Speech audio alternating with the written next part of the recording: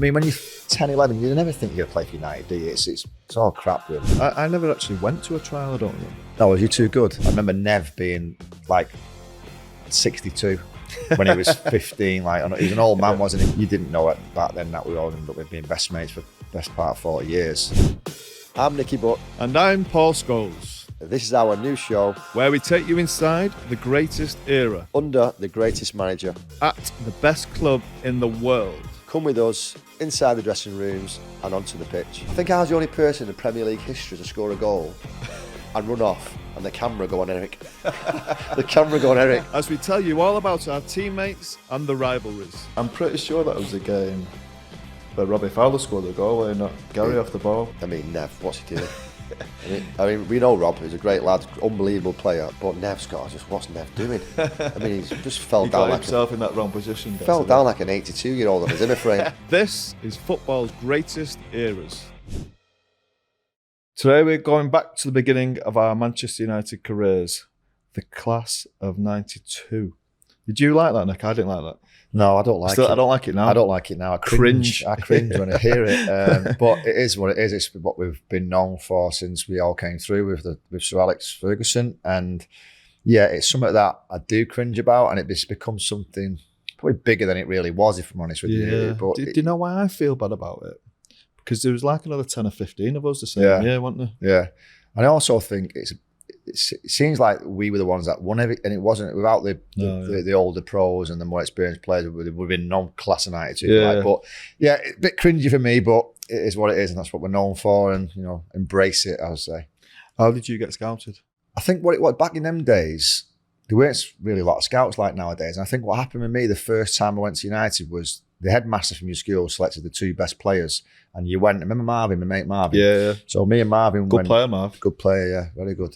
Me and Marvin went to trials at Littleton Road, and I got a letter back saying, we've known as Nicholas then. But unfortunately, he's not going to be kept on. It's too small. We're going to keep an eye on him. And I've still got a letter. You was too small? Too small, yeah. Can you imagine me then? Skinny and small. And that's when I was about 10, 11. It was junior school, so 10, 11, before you got to high school. Yeah. And I rang Marvin up on him, but I didn't ring. We had phones then, so I'm lying.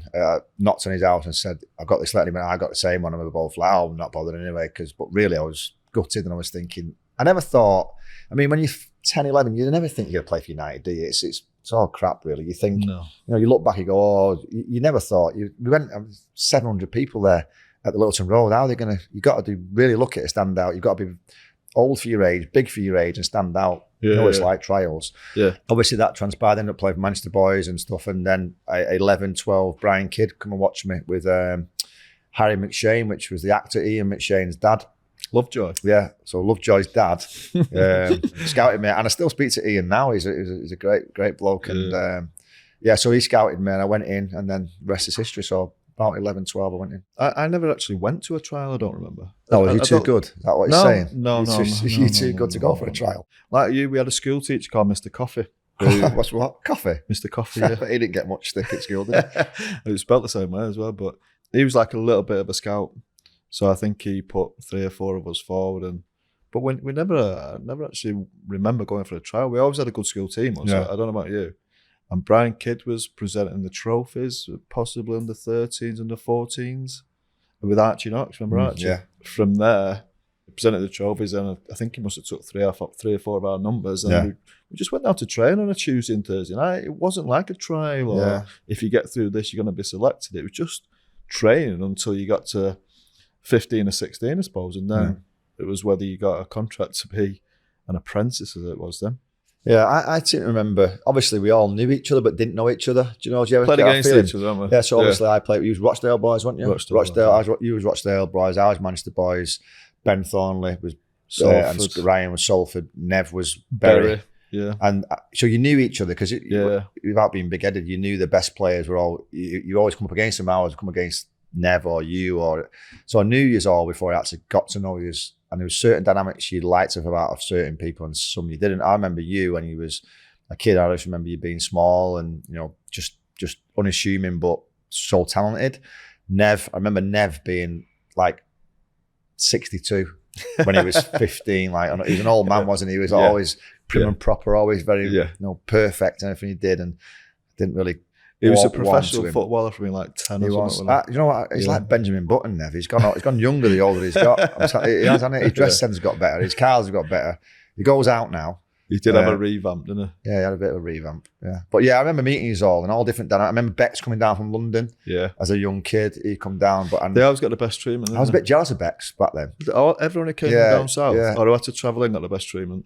Everyone who were the best gear, the local area, the best boots, the best coats. Until Kiddo got hold of it and he started getting looked after. But I remember the Dan Acton Mall and looking back, it started meeting you all 12, 13, and you didn't know it back then that we all ended up being best mates for best part of 40 years. And literally, that dynamics of it all. Phil come a bit later than us, didn't he? He's like 2 years younger than us. Yeah. But Phil, again, great lad as a young player. I thought he was standout, compared to, he was twice a player than Gary was at a young age. Yeah. He had everything, didn't he? He played in different positions as well, Phil, didn't he? He did, yeah. I remember, but Nev, to be fair, Nev was a midfielder, started as a midfielder. Chris Casper was started as a midfielder. Was you always just a midfielder? Always, yeah, I've always played midfield. Because like I say, I was like a centre forward. Yeah, no, I never played anywhere else other than midfield, centre midfield all the time. So yeah, it was a weird one. Do you remember the training session we used to come to on the Tuesday Thursday Thursday? Night? Was it Thursday? I never come on a Thursday night, yeah. Right. Remember you used to sign your form and got you £3? Yeah. Expensive. Expensive form. I used to get... You're filling in like a bottle of milk and a sandwich in the bus fare. Me and Marvin used to get the bus from outside our house into Manchester. I had to get 3 buses. Walk right through Piccadilly Station, get a bus to Littleton Road, to Cliff, and back. And on the way back, we'd have like £3 because you just put £3 expense in, even if it cost you 24p, 12p each way. And I'd get £3. And I remember we used to always walk back through Piccadilly Gardens. Imagine your kids doing that now at 10 o'clock at night at 14. Well, we took our kids everywhere. We didn't get that, did we? And just buy a big giant hot dog every single on the way home. That was Do you know what? I used to go to the Chippy on the way. Yeah, on the way? On the way to training. Because I used to go from school, get the bus to Middleton, and the bus stop was right outside. What was the chip shop called there? Tommy's, yeah. Tommy's Chippy. Tommy's Chippy was right outside. The bus stop was right outside Tommy's Chippy. Yeah. So I got one bus to there. I used to get chips and curry or chips and gravy. Go and train. A bus to the halfway house in Cheetham Hill. Yeah. Then another bus to the training ground. So it took me ages. Yeah. And the odd time, Kiddo used to give me a lift home, but not always. I lived near Kiddo. Yeah. And I tell you, in the car, it took me 12 minutes or something. Yeah. And I remember training was brilliant. You know, Eric Harrison, Nobby Styles, Brian Kidd. The manager would be watching us on a Thursday night. Archie Knox would come down. And actually, I felt that, particularly when we got to the age of 15, we were treated like professional footballers, even though we were schoolboys. Yeah. You know, we'd get a rollicking or a bollocking whenever we needed one. The training, I was scared of Archie. I was scared stiff of Archie. The training wasn't what it would be like now as a schoolboy, where it's all tippy-tappy. It was out and out running. I remember at the end, you used to want the box-to-box, 8. That's when I was first introduced to running. Yeah. Like you say now, all kids, it'd just be all technical stuff on ball work.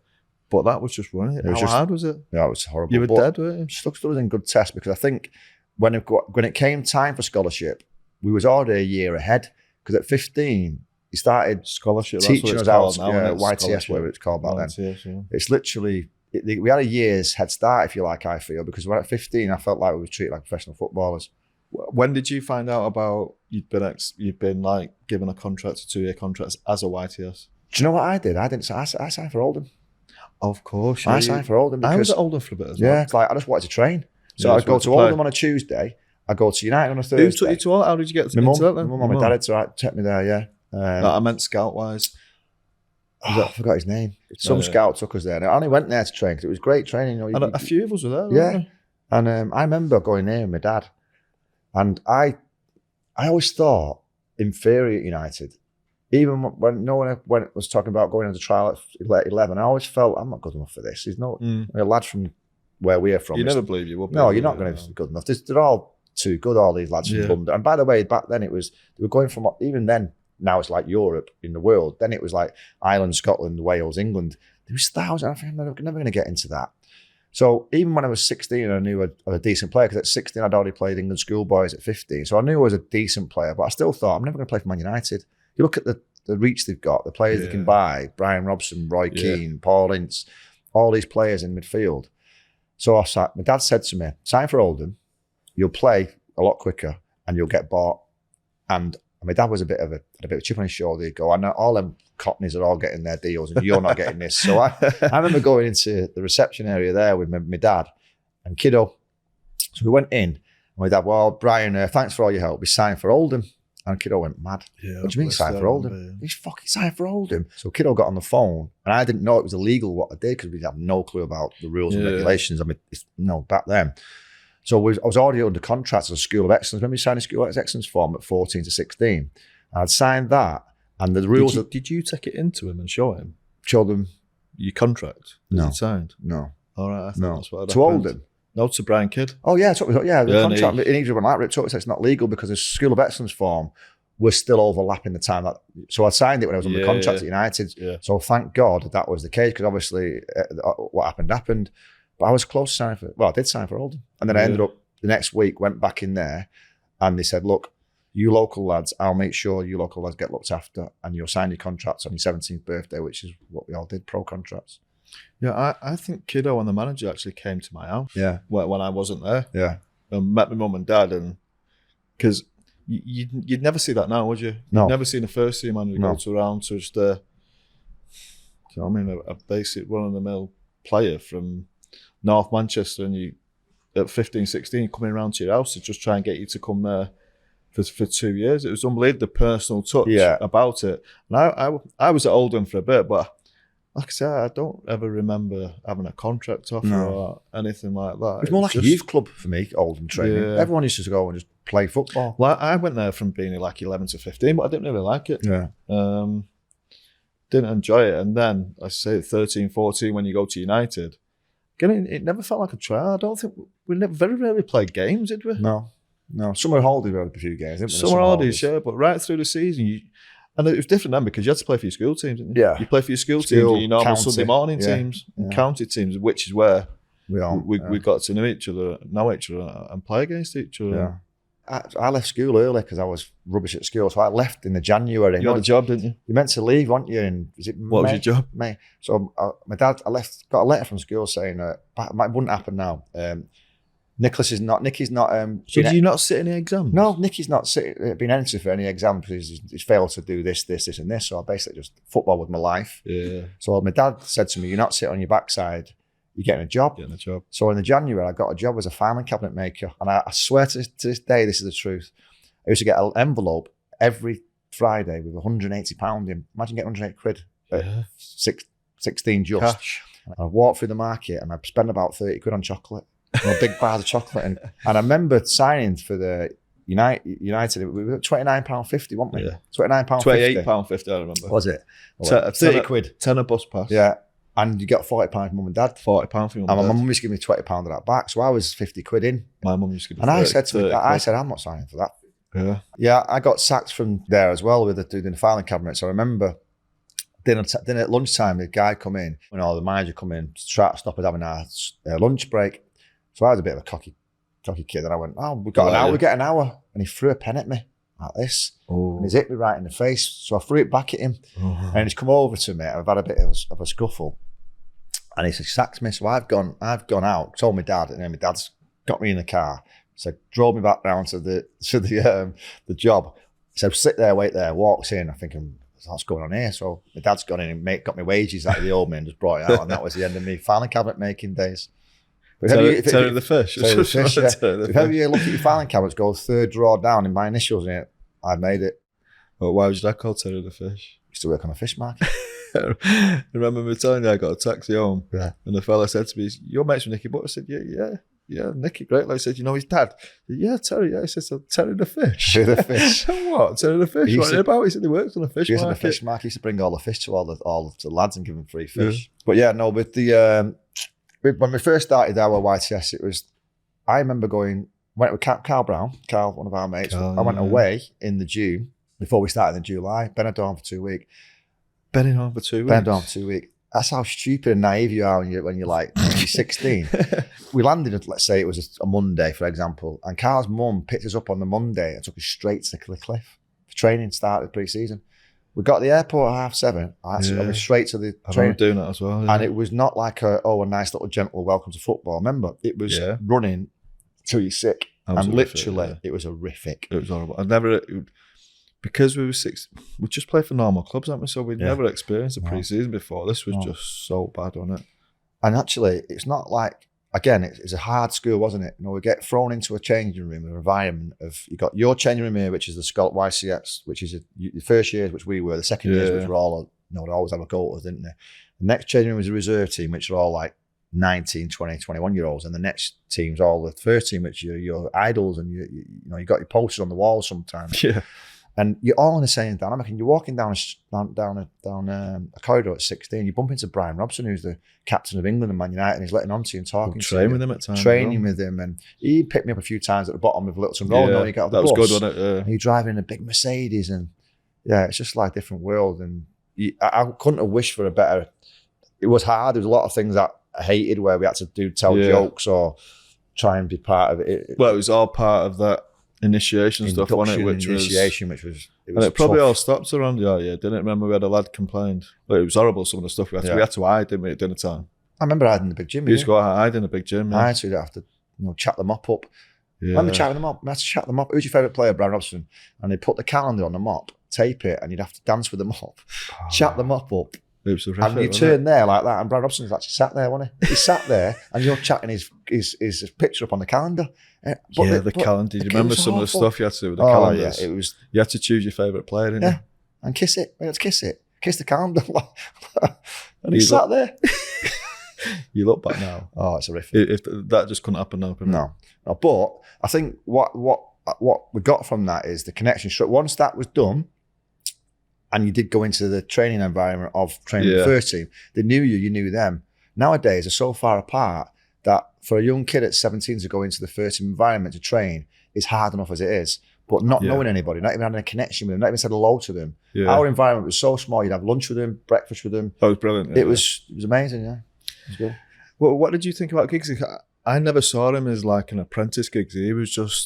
He was above everyone else. Wasn't he? He was just better. He felt like he was a footballer. I didn't really know much of Ryan Wilson then, wasn't it? Obviously, it weren't Giggsy, it was Wilson. Yeah. But you remember the pink paper, the pink? The pink, yeah. I used to deliver the pink. Yeah, you didn't. You used to throw them all away and get the money. No, I used to deliver, honestly. Yeah. I remember. I used to get 20 pinks and I had to go knocking on doors. Did you take 23 though and sell free yourself? That's what I used to do. Set 23 and you get free sold to dad's mates. It's like 5p a pink or something on it. It's stupid, wasn't it? Yeah. But I like I say, I didn't physically see him until probably we went into Man United. No, it wasn't. It was a Milk Cup. Me and you went to Milk Cup. Oh, in Ireland. Yeah. The year, but when we were schoolboys at 15, that's the first time I seen him play. And he was the boy wonder, wasn't he? He was 16. Yeah. Way above everybody else, and he was all over the back of the pink saying this wonder kid scores a hat-trick for Salford, and you knew he was going to be a top player. But I think he never comes to many of our training sessions, and like I say, not until a Milk Cup I got to see him, and when you see him, I do remember thinking I'm way off that level. But he was an exception, Ryan, wasn't he, at that age? I just remember him looking at it. He's a first team player. I never saw him as like an apprentice or a reserve team player. Well, he was just 17, 18, wasn't he? He's just a man and a first team player. Yeah. That was it. Yeah. The jobs we had to do. Yeah. I was showers, which was great, easy. So I used to get in the shower, spray all the soap all over the showers and just turn all the showers on and mop it or brush it. That was it. Balls in the morning was the worst one. You got the balls wrong. You got the balls wrong, you were getting annihilated. The first team would kill you. Yeah. Just used to boot them back at you if they were flat. Yeah. Or too hard. Yeah. Mine was mopping the bathroom, the first team bathroom. I think I probably had to do with showers as well because they were all part of one another. You had some. What did you do in the showers? I was showers and balls and boots, but I always remember we'd all get them done, and you'd be sat waiting for Eric Harrison to come down and check it all, and he just used it as a bit of a. It was making resilient, wasn't it? Knowing that you can't, you got to be out. You got to be out your comfort zone. You sit there and you wait until I'm ready, and we're all sat down in the changing rooms, entertaining ourselves, head tennis or whatever we're doing. And he'd walk in and go like that with a. And he'd go, no, it's not clean, and you'd be sat there for another hour. I remember if he found one bit wrong with it, he used to go ballistic. But again, as we are older men now, looking back on it standards that he must have liked to go on. I don't think Eric Harrison for me wasn't an unbelievable technical coach. He made men. He made young, humble. Yeah, but he wasn't like modern day coach, was it? No. Everything he did was everything he did was to pull us out of our comfort zone. It was never to He prepared us. Yeah, that's right. Yeah, for the manager and to become. He was a tough man. Well, I was scared. Everyone was frightened of it. Yeah, I was more scared of Eric than a manager because I was more connected to Eric. We were used to it, yeah, though, but it was, but again, it wasn't about. I thought he was a brilliant coach, though, Nick. No, I thought he was a good coach, but technical. He weren't like modern day coach. He was on a pitch. He'd have his 5 exercises that he'd always give you. Oh God, he'd have his 5. It never changed. The 5 We'd ball. always do the same run. We'd always do the same line balls. We'd always do the same cone gate. So for that sense, it was like, I'm going to keep you out of your comfort zone. And I know you're bored of all this stuff, but you're doing it every day, repetition, all the time, non-stop. But the bigger thing for me with Eric was he made us be able to go and handle whatever we got thrown at us at 17, 18, 19, 20. And I think that was his genius. But then you got Eric, and the other dynamics is obviously we're talking about the players and Sparky and the like. But then we had like Nobby Stiles and Brian Kidd. I mean, Nobby Stiles, World Cup winner. Kiddo, European Cup winner. I mean, you're surrounded by people that, first of all, know the football club. Secondly, winners of the biggest trophies you could ever wish to win. And they're coaching us, and it was unbelievable. When you look back, you don't realise how lucky you were. Very lucky. Them types of, like Nobby was a great man when he used to. Yeah. Do you mean you talk about humble captains and leaders about looking after players? Yeah. You think of Brian Robson, Ryan Keanes, all these type of people. But Nobby used to look after his players. Nobby Stiles. He used to defend us to the hilt, whether we were right or we were wrong. Against other coaches, he used to snap at other coaches, he used to snap at referees. I remember going to the Milk Cup with Brian Kidd and Nobby Stiles, and they couldn't move. They were getting absolutely mobbed by the fans, and we're all thinking that's what you got to aspire for. Someone, but again, so humble and like proper gents, and Kiddo don't get mentioned enough. I don't think, does he? When you talk about Eric and Nobby and the manager, but Kiddo. If we weren't for Kiddo, we'd never be there. We wouldn't be there. If we weren't with Brian Kidd, he seemed to look after our area, didn't he? Like the North Manchester area. Yeah.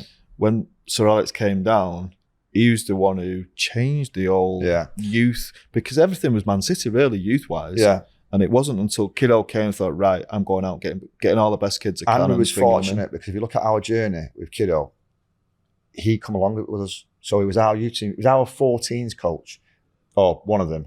Then he went, it was promoted, then 16s. Yeah. Then he went straight to the first team. So we had a year, we had probably a year and a half with Eric Harrison, 2 years with Eric Harrison and Jim Ryan, and then back in with Kiddo. But then if you remember, Kiddo then also come to England with us, didn't he, for the party? He was coaching England at times as well. So all our journey, we've always had that someone who you knew had your back and really got you. And, he'd have been with Sven then, wouldn't he? He was Sven, yeah. So that was unbelievable, really. I think of our group as well of players, and obviously the ones that were a year older than us, who, with all due respect, wasn't as talented as our group, it was a godsend, really, because we challenged each other every single day. I mean, some of the standard of players in our group was phenomenal, and I never wanted to be outdone by you or Bex or Nev or Chris Casper or Ben Thornley was probably the best player in our year. Yeah, Ben was in our year. Bex. Was there any time before that where you're bollockings of Eric, you think, I'm never going to be a footballer? 15. No, I look back, I think you had quite a few. 15. I forget it. 15. I was 15. I was at school. Oh, when you was 15. Sorry, I went with 15 bollockings. No, more than when that. When you were 15. More than 15. Was it a game at Blackburn or something? Yeah. So, but again, I talk about Giggsy being a man. You was a man at 15, weren't you? Well, I got picked because remember, probably won't remember, but there was a few suspensions of the first year and second year apprentices at the time where they had no players, midfield players, and I was in school. I got a call from, I got dragged out of school and said, you've got to go to a game. And I'm thinking, I must be on the bench. And I go to the FA Youth Cup game at Blackburn. I'm starting. Yeah. And I'm gone, right, as a naive 15-year-old, I've got to show them how good I am here. So rather than doing my own 15, game. That's some age. Rather than playing my own game, which was, my box, tackling, passing the ball, run, energy. I started trying to do silly things that I'd never done before, like pinging the ball 60 yards or taking 4 players on. And I had an absolute shocker. And I remember Eric come in, just looked at me and went, you little shit, who do you think you are? Come up, pin me up like that. I was 15. And then I got home, said to my dad, I'm never going to there again. I'm never going to that Man United again. I hate it. I'm never going there again. You think about it though, you must have never trained with that youth team before. No. Never trained. You're in school, and these are playing every day. So youth team's under 18. And by the way, I was playing at the night time, and I'd done PE about 2 hours before I left. So I'd done an hour football. Cross country run. I'd done an hour. No, it's football. Look, I did an hour football. Was it football? No, it's hockey. Hour hockey. Jesus. And on the Shale, and then going. It was just madness. On the Red Wreck. Red Wreck, yeah. Madness. But yeah, he must have done things like that on purpose. Though. I think he did. I remember him doing it once to me in Germany. Yeah. And I never really got that many bollockings. Oh, I got loads. But I remember we was in a tournament in Germany. I can't remember what it was. And I think again it was in our first year, so 16. That had been with the under 18s tournament in Germany. And I think we got beat while we definitely got beat by a big German team. And he ran on the pitch after me. You know when he used to do that with his arm? Fucking rubbish. And, you'll never play for this club again. He's ruthless, wasn't he? He said to me, you threw the towel in. And do you know when you look back, I thought, and I would normally take a bollock, and I'd agree with him most times if it was true, but I thought, no, I was all right there. Yeah. But it made you think, are they just doing that on purpose? Is it just all about just getting you ready for what the manager was going to be? Yeah. I remember going to the training ground the next day because it was, I think I must have got 2 days of school. And I went in and I seen him come up the stairs. After that game? Day after it. And I hid because I thought he was going to kill me again. He's going to kill me again. And then he see me, he went, morning. And I went, he's a weirdo. He just did me up last night. And now he's saying morning. But that was a learning curve that you get your bollock in and then then the next day it's a new day and you move on. And it was a learning curve. But I shit myself with that when that happened. I didn't know what to do. I was a kid, but I literally went home and said, I don't want to go there again, Dad. But when you got your bollockings, did you ever feel like, I don't want to go back there, it's not for me? Or were you okay with it? No, I was always all right with it. I suppose for some, I can't really think of names or examples of where it happened, but there must be some that would have cracked under that pressure. Yeah. I hated it. I didn't like it. You can't like it. Thinking I don't want to go back there. It's not for me. It's not for me. This, but literally, I think the older you got, not the older you got. When you got into your first year and you as a YTS at 16 to 17, you realise that they do treat people differently, and it's right. So maybe you was there with it. I got loads of bollockings, and I think it was their way of giving me a kick up the backside or pulling or calming me down a little bit. You'd get 1 or 2 because you probably didn't need that, and then they'd probably give. I don't know. The gigs used to always get bollockings, didn't they? You might get some of them like that won't be able to take it, and I think they identify that. Yeah, and there would have definitely been some of them. I think there've been a lot more now. Than there was then. Oh yeah, there's not nowadays. I don't think many people get a rollicking. They might get a telling off, but it's not like what we had. It's like you say. It was all about the personal side of it. Though some people need an arm round, and some people do need a bollock, and you definitely. I was always getting bollock. You must have just needed a bollock all the time. day. I get on every day. I'm not done out. I got a bollock and I scored a hat trick. Remember that? Yeah. Yeah, I remember. You got a bollock for turning up, for breathing. I got an hat trick. I never played centre You were always before. up to something, weren't you? I wasn't. No. Mischievous. I scored an hat trick. He pulled me off and said to me, Eric, the lights are on, but there's no fucker in. That's what he said to me. And I went home and said to my dad, Daddy said, how'd you get on? What'd you do? I went, weird. He said, what do you mean? Scored 3 goals. He dragged me off. He went, well, you must, but instead of sticking up for me, my dad, which is probably like, he went, well, you must have done something wrong then. I'm not done nothing wrong. Anyway, I got in the next day and it gets pulled in off Eric and he goes in and goes.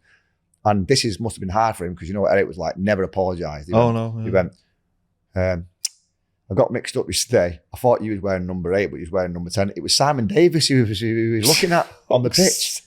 Honestly, and I was like, you weren't 2 foot taller than you. I know, but literally I've just gone basically, well, I thought I did nothing wrong. And do you know what I think it was with managers and people like Eric and Sir Alex?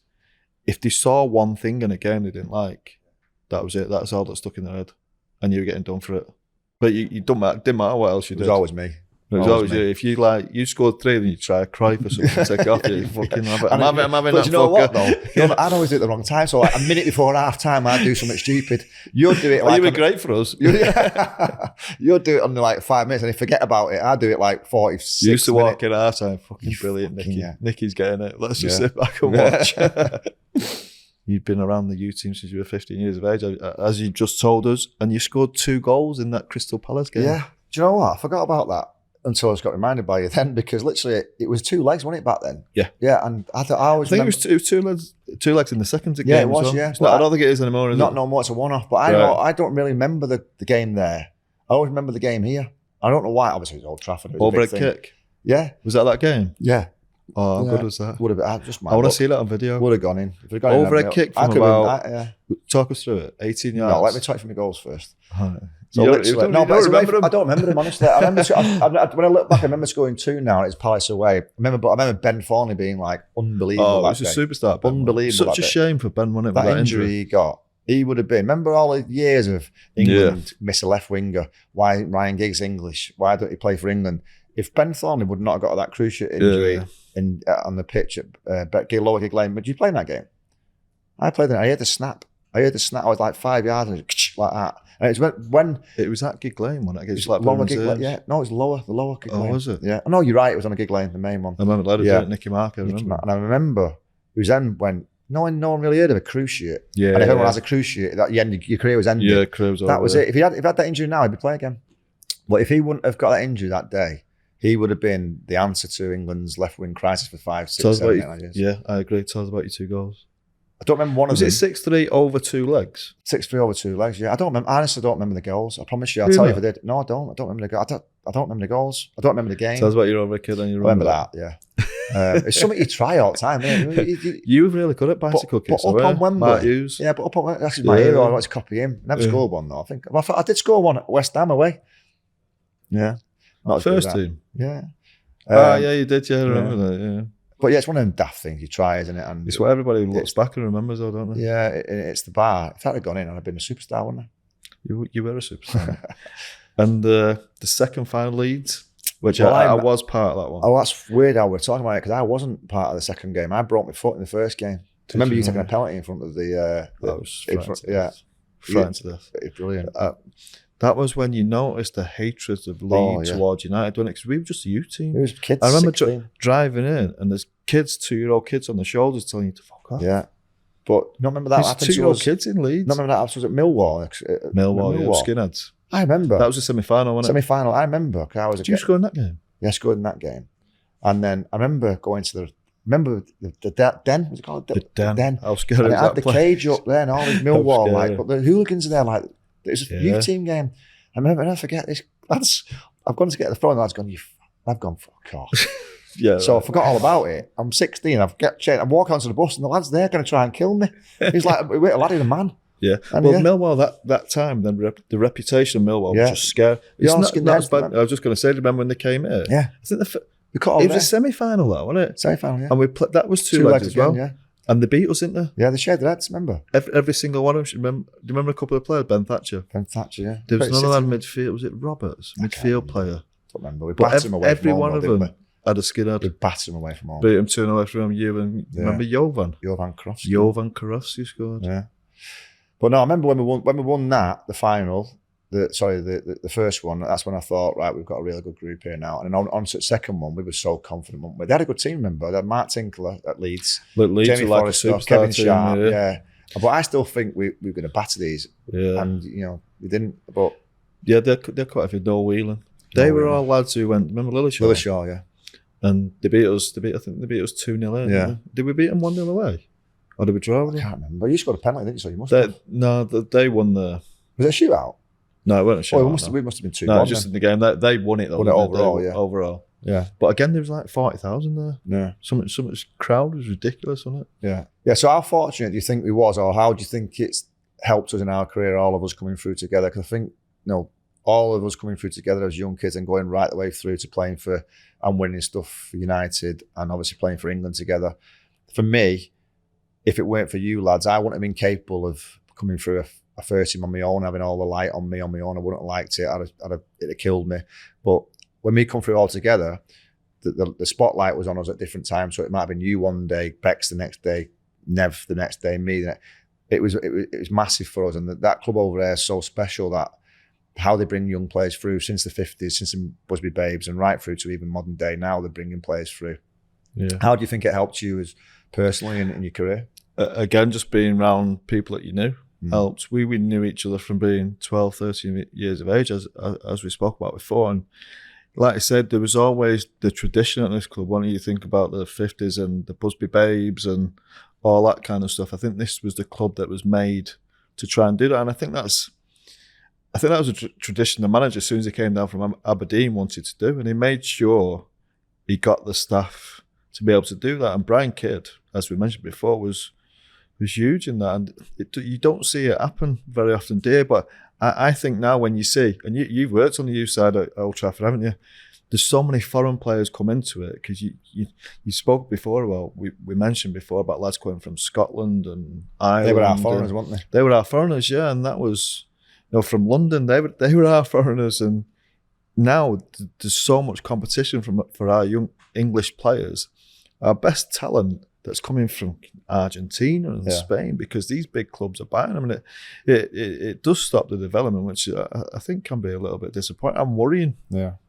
But this club was made for it. When you think about this club now, it's something we try to do with Salford, haven't we? Yeah. We try and desperate to bring youth players in, but it doesn't always work. I think for me as well, you talk about being the right place at the right time. For me, everything just in line with us. It was like, we come through together, we knew each other, we played with unbelievable players, but more importantly, we had the right manager. It just seemed to all align with us. And you know what, look at other clubs now, and I don't ever think, look, listen, it might happen again, but I don't ever think 6-7 lads will ever come through at the same time again, because most of the owners nowadays in football are all multi-billionaires. No one can tell them what to do, because they're all been successful in their lives and business or whatever. I hope it does happen somewhere. I hope it does, but I don't think it will, because these business owners, these billionaires who buy these clubs, look at the Chelsea lad, they all want immediacy in football, and there's no such thing as immediacy if you're going to bring young players through and develop them from academy. And if you think about us, we didn't really, we come to the football club full time at 92. We didn't really win anything till 96, 97. So that's a good 5 years. There's not many clubs owners nowadays will allow a manager to fail, if you like, for 5 years, which is basically what happened. We didn't win I'm trying to think the U team players that are in United squad now. You think there's obviously Marcus Rashford, Kobe Minu who's come through, but there's still some talent coming through. I just think, because I say we were lucky, we're obviously pushed each other and we had the talent to do it. So whether that happens again, I just can't say. Say another young lad, Garnacho. Yeah. Do you know what I mean? Argentinian kids. Yeah. When you say he's an homegrown talent, it feels... No, it's like bought into. Doesn't feel right. Bought into the football club. Yeah. But I think it's one football club that will do it and will continue to do it, because it's in the DNA. But again, I think we were all good players and worked our tripe off. I think we drove each other on one end, and we was never allowed to get ahead of ourselves. No. I remember even at 26, 27, 24, 25, 26, 27, you play well, the manager would still put you down. I remember the World Cup, I had a really good World Cup in 2002, and my phone went, it was the manager. And you know what he said to me? Right, you've done well, don't get carried away. Go and have a nice holiday, and I'll see you July, whatever, it was back the 5th, 6th. And I'm thinking, fuck's sake, just give me a compliment. Yeah. Do you know what I mean? At 27, I'm thinking, fucking hell, I thought you were real. You was brilliant today, mate, this year, tournament. Go and have a nice holiday. Don't get carried away. I think we'd police. I was 27 with 2 kids. I think when we were young as well, I think we'd police ourselves.